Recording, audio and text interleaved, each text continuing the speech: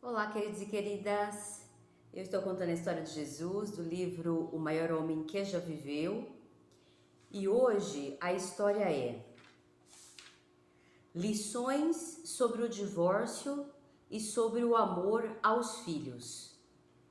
Jesus e seus discípulos estão a caminho de Jerusalém, a fim de assistir à Páscoa de 33 EC.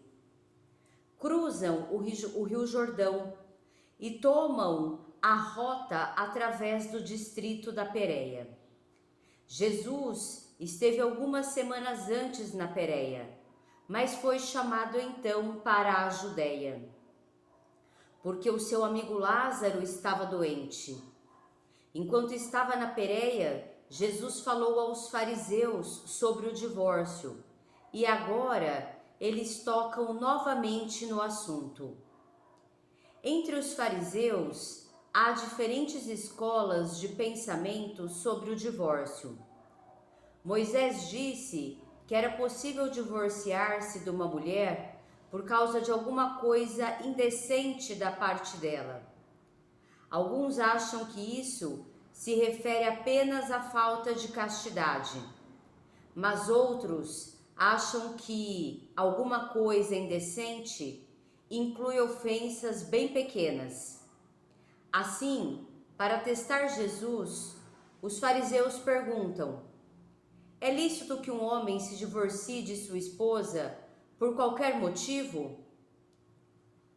Estão certos de que não importa o que Jesus diga, isso o envolverá em dificuldades com fariseus que têm uma opinião diferente. Jesus lida magistralmente com a pergunta, não recorrendo a alguma opinião humana, mas referindo-se ao padrão original do casamento. Não lestes, pergunta, que aquele que os criou, desde o princípio, os fez macho e fêmea, e disse, por esta razão, deixará o homem seu pai e sua mãe, e se apegará à sua esposa, e os dois serão uma só carne. De modo que não são mais dois, mas uma só carne. Portanto, o que Deus pôs sob o mesmo jugo, não o separe o homem. O propósito original de Deus, mostra Jesus, é que os cônjuges permaneçam juntos, que não se divorciem. Se é assim, respondem os fariseus, então por que prescreveu Moisés que se desse um certificado de repúdio e que ela fosse divorciada?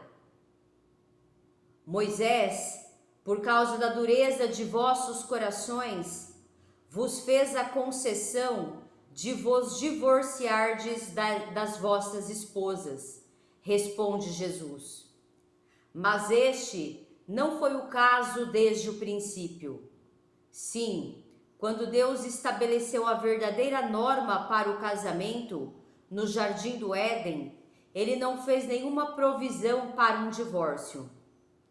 Jesus prossegue dizendo aos fariseus, eu vos digo que todo aquele que se divorciar de sua esposa, exceto em razão de fornicação, e se casar com outra, comete adultério. Ele mostra aqui que a fornicação, que é grave imoralidade sexual, é a única base aprovada por Deus para o divórcio. A traição, né, gente? A traição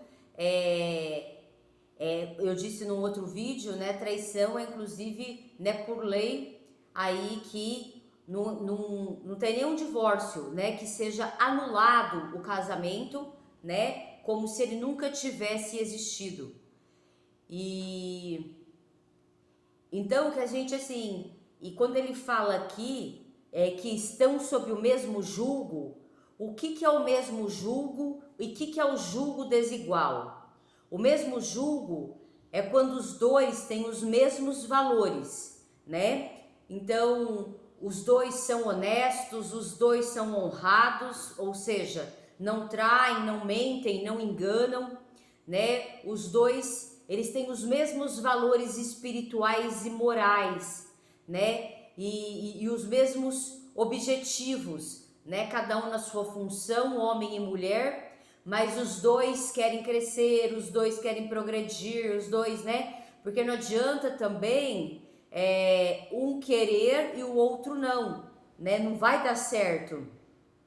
Então, os critérios para antes de acontecer o casamento, né? É realmente existir a verdade, né? Em relação aos valores espirituais, morais, porque assim, tem muita gente que engana, tem muita gente que fala sobre respeito, fidelidade e quer isso da pessoa, mas na realidade não faz. São os hipócritas, né? Então, a gente perceber bem, né, as atitudes, por isso a fase do namoro, né? A fase do namoro vem para a gente ver a prática dessas atitudes, se realmente são coerentes com as palavras, né? Porque pessoas que não têm os mesmos valores, os mesmos objetivos, aí o julgo é desigual, porque um vai querer ir pelo caminho honesto, o outro vai querer ir pelo caminho desonesto, e aí o julgo é desigual, né? Então, aí não tem como, né, continuar junto. Então, por exemplo, a mulher é honesta, justa, e o cara é só um hipócrita, né, numa enganação, numa mentira, numa manipulação, e ele trai, né, escondido, ele, né, faz as coisas escondido, né, sem que essa mulher saiba. Quer dizer, é um jugo desigual, né, eles não estão sobre o mesmo jugo. Então, isso é muito importante, né, porque essas são as causas em que o divórcio pode se dar, né, não estão sob o mesmo jugo. Em caso aqui eles usam a palavra, né, fornicação, que são aqui, né, grave imoralidade sexual, né? Então são as pessoas que têm amante, né, que traem, que saem, tá casado, né, que saem com muitas outras pessoas, né? Também é causa de divórcio. E pela dureza dos vossos corações, né? Então Moisés trouxe o divórcio pela que é a dureza dos vossos corações? É a pessoa que erra e que não reconhece o seu erro, né? Não muda. Então, a dureza do coração está exatamente na pessoa que não se arrepende de suas falhas, não as reconhece e não muda. Ela continua fazendo as mesmas coisas. Então aí também tem de se divorciar, né? Porque aí não tem como. É tipo você ficar sendo traído, né? Sendo traída, ficar sendo violentado, né? Seja emocionalmente, seja fisicamente, né? Então, existem critérios, né? Existem critérios realmente que se justificam o divórcio, né? Então aqui as traições, né? Que são essa grave imoralidade sexual, né? A dureza do coração, né? Que são as pessoas, por exemplo, que traem e não se arrependem, não mudam, continuam fazendo a mesma coisa, né? Não tem como. E o julgo desigual, né? Então as pessoas não têm os mesmos valores, né? E uma enganou a outra caiu, né? E casou, e aí você vê que, né, não tem realmente uma é honesta, a outra é desonesta, né? Uma é justa, a outra é totalmente injusta, né? Uma é leal, a outra é desleal, é traidora. Então, aí também não dá, porque, tipo, não tem como continuar junto, né? Então, por isso que antes, né, de casar, e isso nós estamos, né, vendo mais hoje em dia, porque isso já há muitos anos meio que se perdeu, né? As pessoas, esses ensinamentos, né, de Jesus, se perdeu na manipulação, na maldade das pessoas que querem se utilizar disso, né, para que elas realmente enganem as outras, manipulem, traiam, e que elas não tenham a disciplina disso, né, que elas não tenham realmente uma disciplina em relação a isso. Então, foi-se, né, criando aí, sob tipo assim, uma conversinha de liberdade, uma conversinha de, sabe, para poder realmente enganar as pessoas, manipular as pessoas para fora de valores essenciais para a vida, né? E não só para relacionamentos conjugais, para como relacionamentos de amizade, né? Muitas vezes a gente tem valores e, né, nós estamos em lugares em que as pessoas têm valores contrários, né? E elas ali, tipo, mentem, né, enganam ser uma coisa que elas não são, né? Até que passa um tempo depois de você perceber, né, quem é realmente quem, né? E você vê realmente que ali não existe nada, né? Quanto mais amizade. Então, só esclarecer, né? Critérios de verdade, respeito e diálogo, né? Que são critérios de qualquer relacionamento, não só conjugal. E bem como, né? No caso do casamento, né? Os mesmos valores espirituais, os mesmos valores morais, né? Os mesmos objetivos, né? Rotinas sincronizadas, né? Para um casal realmente ter, né, a vida de um casal, né? Você conhecer profundamente seu parceiro, sua parceira, né? Realmente construir essa vida juntos, né? Realmente ter o diálogo, né? Ter realmente o sexo no casamento, né? Que aí é saudabilíssimo, né? É muito saudável. E aí, por exemplo, está no casamento onde começa a acontecer mentira, onde começa a acontecer desrespeito, né? Aí o outro começa a partir para pensar numa traição, né? Ou em separação. Então, por isso, a base, né, de um casamento tem de ser, né, verdade, respeito e diálogo, os mesmos valores espirituais e morais, os mesmos objetivos, rotinas sincronizadas e a atração, né? A atração realmente de físico, né? De corpo físico e a admiração também, né? Que aí também entra na atração pela personalidade da pessoa, pelo que ela né? Mas pelo que ela né? Porque a personalidade muitas vezes pode estar aí equivocada, né? Pode ser aquela formação daquela máscara, né? Que não foi retirada ainda, né? Então aí a gente já cai numa manipulação. Então, porque a admiração também é um dos pilares fundamentais para sustentar um relacionamento, né? Quando você perde a admiração porque a pessoa começou a mentir ou já mentia e você não sabia, né? Quando a pessoa começa realmente a faltar, né, com valores, com respeito, vai perdendo-se, né, a admiração.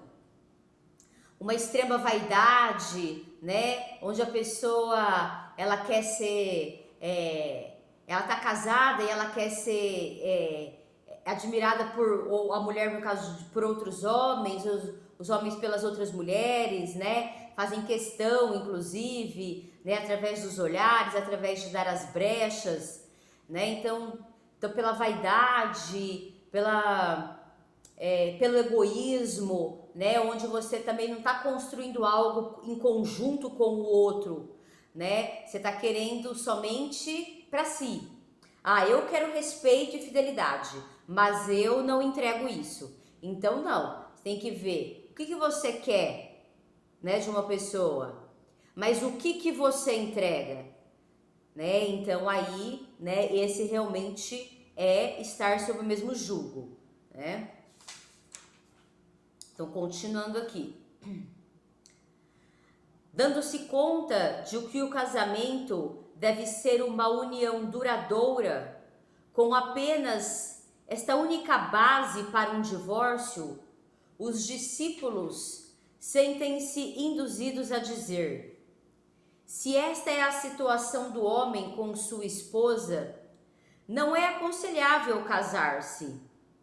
Não há dúvida de que aquele que pretende casar-se deve considerar seriamente a perenidade do vínculo marital. Jesus prossegue, falando sobre o estado de solteiro, explica: quer alguns meninos, agora ele está falando sobre o estado de solteiro, né? Ele vai explicar. Explica que alguns meninos nascem eunucos, inaptos para se casar. Eunucos é inaptos para se casar realmente sexualmente, né? Por não se desenvolverem sexualmente. Outros são feitos eunucos pelos homens, sendo cruelmente mutilados em sentido sexual. Finalizando, alguns suprimem o desejo de se casar e de usufruir relações sexuais a fim de poderem devotar-se mais plenamente aos assuntos relacionados com o reino dos céus. Que são as pessoas que escolhem ser padres, né? Que escolhem ser freiras, né? Então essas são as pessoas que renunciam, né, ao casamento, à prática do ato sexual, né, durante a sua vida, para se dedicar aí, né, ao sacerdócio, né? E então aí no caso ele explica aí a questão dos solteiros, né? Tipo assim, quem deveria estar solteiro são essas pessoas, né? As pessoas inaptas sexualmente, né? Os padres e as freiras, né? Que fazem esse voto intencionalmente, conscientemente, né? E que ele fez o homem e a mulher, né? Para estarem juntos, né? Um necessita do outro, né? A gente vê o símbolo do yin e do yang, o yin, o feminino, né? E o yang, o masculino, eles se complementam perfeitamente, né? Eles se encaixam perfeitamente. E o que acontece, né? Realmente é um desvirtuamento de valores, né? Pessoas que estão corrompidas, né, nos seus valores e nessas manipulações de conceitos de liberdade, de conceitos de que casamento é ruim. Então a pessoa está na promiscuidade, na luxúria, né, quer levar as outras, né, cria-se, né, o machismo e o feminismo, né, uma luta de um contra o outro, ao invés das pessoas aceitarem a natureza feminina, a natureza masculina, né, e que eles vêm para essa união, né, e que a força real também está nessa união, né, que não está em ser solteiro, né, e então a gente, porque por exemplo, hoje a gente vê, né, homens que não querem assumir que são homens, não querem trabalhar, né? Não querem prover, não querem proteger, né? São tratados igual um bibelô. Não, o homem tem que desenvolver a força física, tem que desenvolver o caráter, né? Os valores morais, né? O homem tem que desenvolver a sua liderança, né? A partir de um lugar honrado, né? O homem ele tem que desenvolver a ambição, né? De querer crescer, de querer se desenvolver, de querer ganhar dinheiro de um lugar honrado, né? Que é diferente da ganância. Então, o homem tem que ser construído a partir disso, né? O homem hoje é construído a partir do mimimi, que não pode fazer nada, que, ai, cuidado, você vai ralar o joelho, entendeu? Não é assim, né? E a menina está sendo formada para ser forte, para ser a guerreira, para ser a batalhadora. Não, né? Ela tem que ser formada também no que a mulher veio, né? A mulher vem gerar a vida, né? A mulher vem nesse papel de nutrição, de buscar a sabedoria, né? De buscar aí a mulher é cuidadosa, né? E toda essa disfuncionalidade que está sendo pregada já há algum tempo, né? Trouxe uma mulher no lugar do homem, promíscua, vulgar, guerreira, né?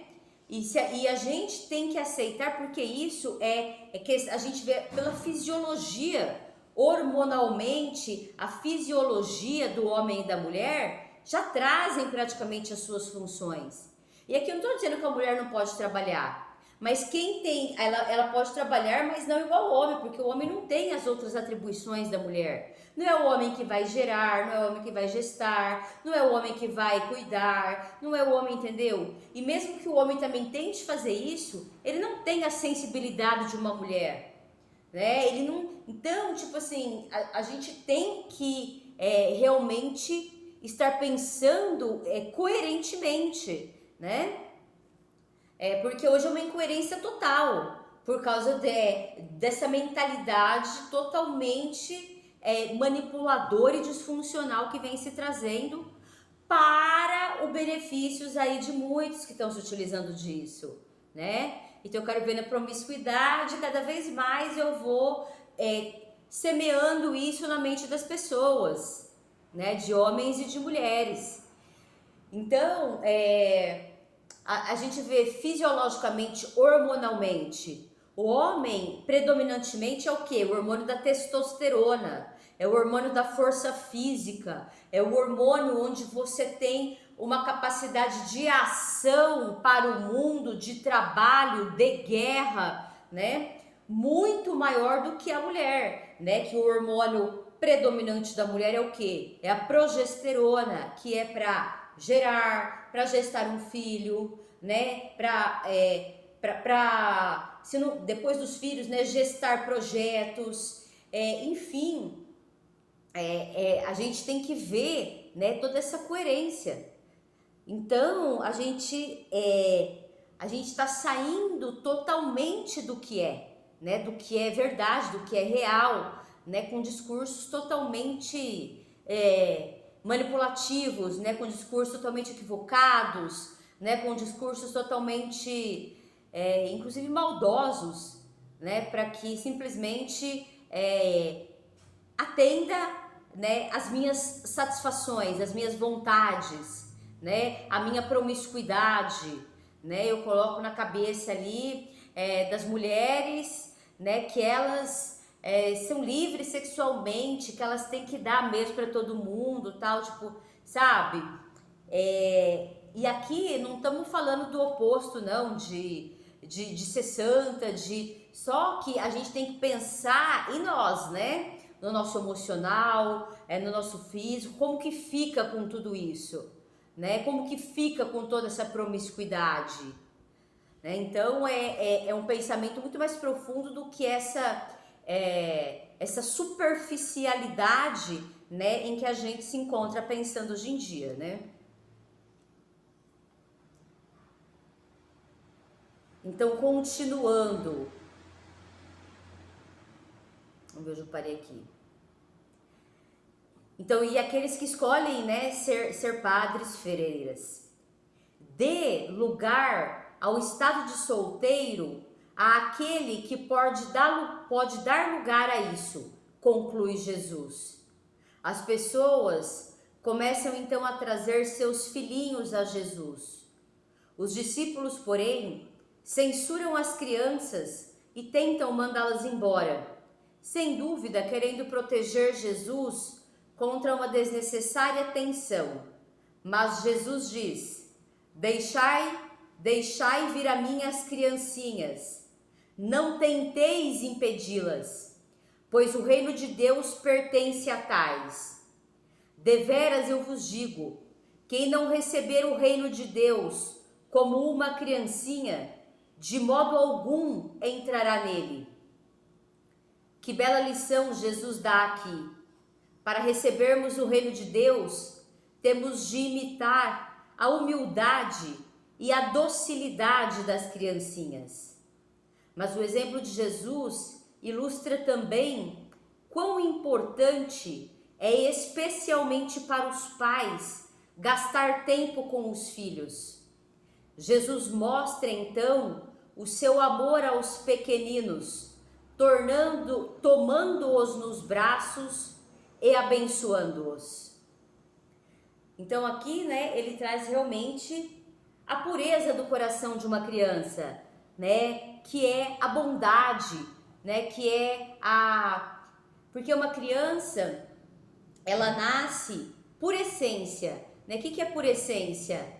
Nós temos todos a nossa essência, que é amor, que é coragem, né, que é alegria, né, que é persistência, que é a curiosidade, né, para se aprender, né, que é então a nossa essência é isso, é tudo de bom, né?